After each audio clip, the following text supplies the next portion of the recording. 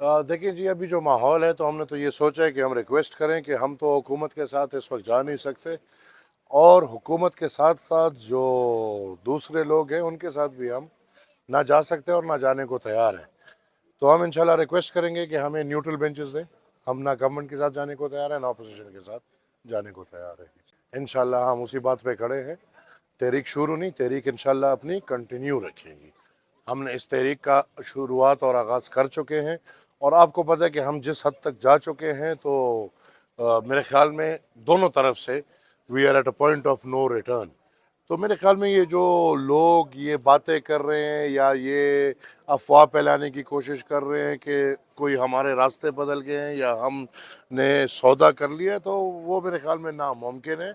हमारे सियासत में इस तरह की सौदाबाजी नामुमकिन है। अगर हम ये सौदाबाजियाँ करते तो अल्हम्दुलिल्लाह बड़े बड़े ओहदे हमारे लिए मुंतज़र थे, और तारीख़ में भी थे और आगे भी मुंतज़र रहेंगे। लेकिन अल्हम्दुलिल्लाह बादशाह खान की सियासत और बादशाह खान के घराने ने कभी ये सौदाबाजी किया नहीं है। लिहाजा हम भरपूर उसी नारे के साथ, कि उसी नज़रिए के साथ कि फ़ौज का सियासत में कोई अमल दखल नहीं होना चाहिए। फ़ौज का काम सिर्फ दिफा के हद तक होना चाहिए, वो दिफा जो पाकिस्तान का हर शहरी का हक है, क्योंकि हम अपने जेबों से, अपनी रगों से, अपने बच्चों के रगों से खून निकाल के हम फ़ौज को पैसे दे रहे हैं, और फिर उसकी ज़िम्मेवारी ये है कि वो हमारी बुनियादी दिफा करे, जो इस मुल्क में एक शहरी की भी दिफा नहीं हो रही। लिहाजा वही तहरीक हम चलाएंगे, फ़ौज को सब कामों से मुकम्मल करके बॉर्डर पे भेजेंगे। देखिए, मेरे ख्याल में मेरा एक पॉइंट, एक नुकाती नज़रिया है इस वक्त, और वो नज़रिया जिस तरह आपने बोला, कोई इसको आइन की बालादस्ती बोले, कोई इसको अवाम का इख्तियार बोले, कोई इसको जमहूरियत की बालादस्ती बोले, या कोई इसको मिल्टाब्लिशमेंट के कंट्रोल करना बोले, लेकिन वही है, और इंशाल्लाह वही हमारा चलता रहेगा। इसके साथ जो भी मेरे साथ इकट्ठे होने को तैयार है इस एक पॉइंट पे, मेरा किसी के साथ जाती दुश्मनी नहीं है। हाँ, मैं ये नहीं चाहता कि मैं इतनी तहरीक चलाऊं इसलिए कि खुदा ना खास्ता कल को मैं वजीर आजम बनूं। मेरा अल्फाज देखें, खुदा ना खास्ता कल को मैं कोई ओहदा ले लूं, मैं इसलिए नहीं कर रहा। उधर तो साफ वाजे है, उधर तो उनको अवाम की नहीं पड़ी, उधर उनको जमहूरियत की नहीं पड़ी, उधर उनको पार्लियामान की नहीं पड़ी, उधर उनको आइन की नहीं पड़ी। बल्कि अगर आज न्याजी को कोई कहता है कि आपको हम वजीर आजम बनाने को तैयार है, आज वो इसको बाप बना लेगा। वो तो हर उस बंदे को, आप अगर उसको ये इख्तियार देना चाहते हो, वो कल आपको बाप बना लेगा। लिहाजा उसका अवाम को कोई लेने देना नहीं, उसका ज़ात से ताल्लुक़ है, और जो बंदा भी ज़ात से ताल्लुक़ रखता है वो आजकल इस तहरीक में हमारे साथ चल नहीं सकता। दूसरी बात ये कि इस तहरीक में हमें चाहिए कुर्बानियाँ। बादशाह खान बाबा ने सन 30 में ऐलान किया था अंग्रेज़ों से आज़ादी का। 17 साल, सन 47 में आज़ादी मिली। उन 17 साल में कैद थे, जिलावतनियाँ थी, शहादतें थी, सब कुछ था। इधर तो ऐसे लोग हैं जो एक थप्पड़ की मार है, उनको मैं अपने साथ करूं ताकि मेरी पूरी तहरीक एक थप्पड़ की मार हो जाए। लिहाजा इंशाल्लाह मैं उन लोगों को अपने साथ चलाऊंगा जो अपने नफ्स पे काबू रखते हो, जो इस कौम की खातिर जेल जाने को तैयार हो, जो इस कौम की खातिर हथकड़ी और बेड़िया पहनने को तैयार हो, जो इस कौम की खातिर शहादत तस्लीम करने को तैयार हो। इंशाल्लाह वो लोग हमारे साथ जाएंगे। गुलाम अदालतों से आप क्या तवक्को रख सकते हैं? मेरे ख्याल में 6 जजेस ने जो किया है वो इस्टेब्लिशमेंट और आईएसआई का किरदार साफ करने के लिए किया है। इधर देखें, इधर एक दहशतगर्द पकड़ा जाता है, उसके खिलाफ कोई सबूत नहीं मिलता, तो ये तो दहशतगर्दों के बाप है, इनके खिलाफ क्या आपको सबूत मिलेगा? कोई ऐसा एक बंदा होगा जो अदालत में जाके आईएसआई के जर्नल या आईएसआई के कर्नेल या आईएसआई के ब्रिगेडियर के खिलाफ उधर सामने ही गवाही देने को तैयार होगा? लिहाजा ना कोई गवाही मिलेगी, ना कोई सबूत मिलेगा, और आखिर में यही जजेस सब कह देंगे कि ये सब साफ है, आईएसआई का कोई किरदार नहीं। मैंने अल्हम्दुलिल्लाह उससे पहले कहा था कि ये अस्करी पार्लियामेंट का अस्करी हुकूमत है, और जहाँ अस्करी हुकूमत और अस्करी पार्लियामेंट होंगे तो वहाँ कोर कमांडर के डायरेक्शन आते जाएंगे। ये तो एक वाज़ेह मीटिंग है। आप देखें, आपका पुख्तनख्वा इस वक्त प्रैक्टिकली मार्शल लॉ है।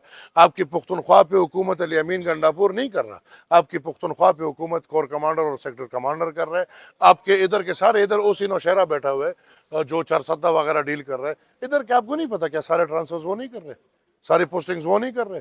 تو لہٰذا پریکٹیکلی پختونخوا اور بلوچستان کو اگر ہم دیکھیں تو پریکٹیکلی ہم 110% مارشل لاء سے گزر رہے ہیں اور ان کی حکومتیں چل رہی ہیں. دیکھیں یہ ڈرامے ہیں، یہ سب ڈرامے ہیں. کل آج تو چلے ٹھیک ہے کنفیڈریشن ہے، وہاں پہ مسلم لیگ ہے، یہاں پہ پی ٹی آئی ہے یا سنی اتحاد کیا ہے اس کا نام جو ہے. پی ٹی آئی تو جیسے میں نے کہا تھا ایک ڈیڈ باڈی ہے، ڈیڈ ہو گئی ہے، وہ تو ختم ہے. اس کے تو ماتا اس کا تو جو تابوت ہے اس پہ کیل لگ چکے ہیں اور پی ٹی آئی ختم ہے. آج کل اگر ہم پی ٹی آئی کا نام لیتے ہیں تو پتہ نہیں کس کی بات کر رہے ہیں، کیونکہ پی ٹی آئی نہیں ہے. جو سنی اتحاد ہے میرے خیال میں وہ اگر کل ہم دیکھیں، کل تو پی ٹی آئی کی حکومت تھی. ادھر سوات والا جو تھا اس کا نام میں ابھی بول رہا ہوں، محمود خان، وہ وزیر اعلیٰ تھا، ادھر عمران وزیر اعظم تھا. تو کیا اس دور میں پختونخوا کو اپنا حق ملا ہے؟ میرا سادہ سوال ہے. اگر اس دور میں حق ملا ہوتا تو آج میں ان سے یہ امید رکھ لوں گا کہ یہ اپنا حق حاصل کر لیں گے. لیکن اگر اس دور میں حق نہیں ملا، اگر اس دور میں یہ ہوا ہے کہ عمران خان نے پختونخوا میں آ کے جلسے میں اعلان کیا کہ میں پختونخوا کو اپنا حق نہیں دوں گا، اور پیچھے پختونخوا کی کابینہ میں بیٹھ کے تالیاں بجا رہی تھی، اگر یہ سب ہوا ہے تو آپ کس سے امید رکھتے ہیں کہ آپ کا حق لینے والے جو ہیں، پختونوں کا حق لانے والے جو ہیں، وہ پختونوں کو پتہ ہے کون ہے.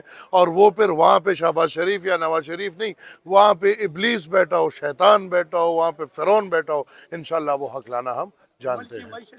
ملک کی معیشت کو دیکھتے ہوئے میں یہ سمجھتا ہوں کہ جب تک ہم نے اپنے دفاعی اخراجات کنٹرول نہ کیے، جب تک ہم نے اپنا 80 سے 90% بجٹ دفاع سے ہٹا کے قوم کے لیے مستخدم کیا، جب تک ہم نے اپنے پرائرٹیز نہ بدلی، جب تک ہم نے ایٹم بم کو ترجیح دینے کے بجائے کارخانے کو ترجیح دے، جب ہم لنگر خانے کے بجائے تعلیم کو ترجیح دے، اسکول کو ترجیح دے، انشاءاللہ ہماری اکانومی بھی اچھی ہو سکتی ہے. دیکھیں قرضوں پہ کوئی اکانومی نہیں چلتی، یا کوئی اکانومی قرضوں پہ بہتر نہیں. ایسے ہم بے وقوف ہیں کہ ہم قرض لے کے ناچ رہے ہوتے ہیں کہ بھئی ہم اچھے ہو جائیں گے. قرضوں پہ کون اچھے ہوئے ہیں؟ نہیں. آپ کو قرضوں، ٹھیک ہے قرضوں کے بغیر آپ نہیں چل سکتے. آپ ان لوگوں کی جھولیوں میں بیٹھ کے آپ اس حد تک پہنچ گئے ہیں کہ اب آپ قرضوں کے بغیر نہیں چل سکتے. لیکن قرضوں کے ساتھ ساتھ آپ کو خود احتسابی کرنی ہوگی. انگریزوں کے جو پروٹوکول کا رویہ، ادھر ڈی سی اے سی ممبرز، میں ایز اے سینیٹر میں اس دن گیا، میں نے جو سینٹ میں دیکھا بھئی یہ فالتو کے پروٹوکولز ہیں. 90 سینیٹرز بیٹھے ہوئے، میرے خیال میں 100 سے زیادہ ارد گرد سٹاف بیٹھا ہوا ہے.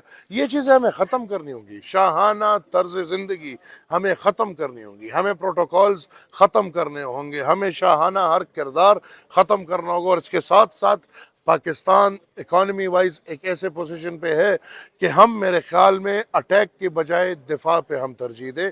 ہمارے پاس حملے کے جو بھی چیزیں ہیں ہمیں یہ ختم کرنے چاہیے. ہم حملے کے قابل نہیں ہیں، ہمیں ایٹم بام رکھنے کی کوئی ضرورت نہیں ہے. پتہ نہیں ہے بھی کہ نہیں ہے. وہ جو 5 تھے وہ تو ختم اڑ گئے ہیں، ابھی ہمیں پتہ نہیں. وہ چیزیں تو شیلز تو دکھتے ہیں لیکن پتہ نہیں اندر کوئی ایٹم یا کوئی بم ہے بھی کہ نہیں. لیکن ہمیں یہ ترجیحات ختم کر کے دفاع کو ترجیح دیتے ہوئے، میں یہ نہیں کہہ رہا کہ فوج کو ختم کرو، فوج کو رکھو لیکن دفاع کی حد تک رکھو. حملہ ہمارا کام نہیں.